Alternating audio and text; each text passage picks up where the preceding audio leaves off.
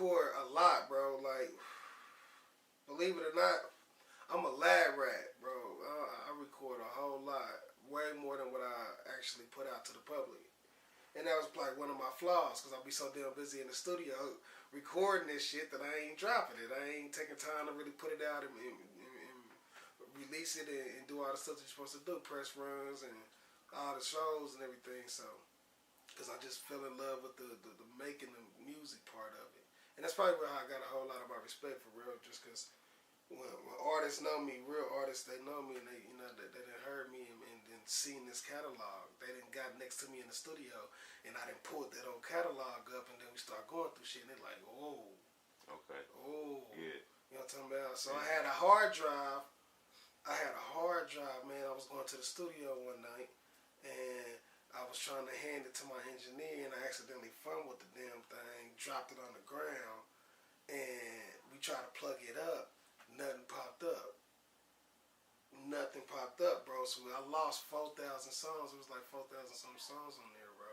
And I lost all of them.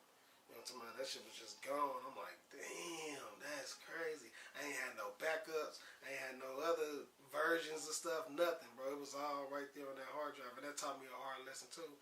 To have backups for your backups for your backups. Right. You know what I'm saying? So that shit will never happen again. But, yo, that had me down. When that happened, after losing over 4,000 songs, bro, you don't even know how long it takes us to collect that many songs, bro. Like, you know how much recording you got to be doing to be stacking that volume of songs up, bro. Like, I'm day in and day out, bro, doing 4 or 5 songs a session in that thing. Straight up. You know what I'm talking about? So you said you lost 4,000 songs. Yeah. So I know it sounds crazy. What caused you to have that? How did you get to record that? You said 4 or 5 songs a session. Mm-hmm. I got it. And so it's easy to accumulate a lot of songs. Yep. I got it.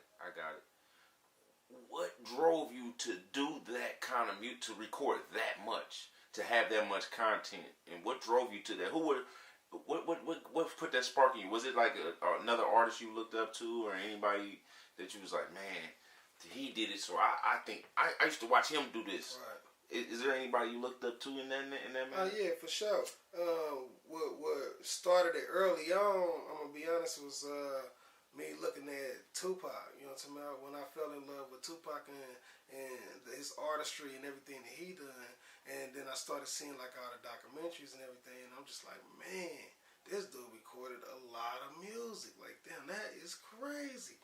So I used to look up to that. And then when they used to talk about Wayne the same way, Lil Wayne, they used to tell him all the time, like, man, this dude always in the studio. He always recording. He always got a high volume of music, and he was dropping so much shit back in the day. I'm like, man, that's crazy. Then I looked up to people like Rich the Factor right here in my own city. You know what I'm talking about? This dude was dropping mixtapes after mixtapes after album after album. You couldn't even keep up. By the time you didn't bought one of them, thought you didn't learn something on it, thought you didn't learn all the songs, niggas didn't roll past you with something you ain't never even heard. You're like, damn, which one is that? Yeah. And you go back to the store, found out he done dropped like 2 more of them. And it's like, man, how y'all got so much music? You know what I'm saying? And then when I ran into Cedar the Youngblood, when me and him first met, I went to his lab, his studio, and he was the first artists I knew that had their own studio. You know what I'm saying? All the other situations I was in, we was paying to go to different studios and stuff like that, but he was the first one that I met that had his own studio in his shit. I was in his house. I'm like, man, that's crazy.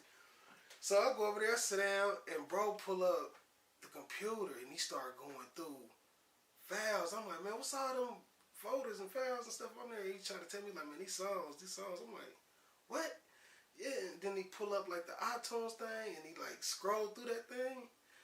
You know, like most times you pull up somebody's iTunes, bro, and you scroll through, it's a bunch of other people's albums and a bunch of songs and shit you done downloaded.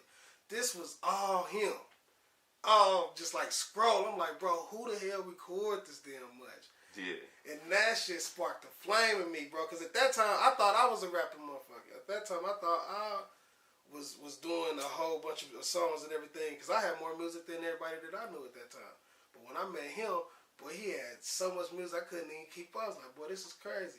So the first thing I did was went and got me a fucking studio, and I put me a studio in my house. So I said, man, I'll be damn if they gonna be out here out rapping me, nigga, because I love this shit too. So I got me a studio, and I started recording like crazy, bro. So every day.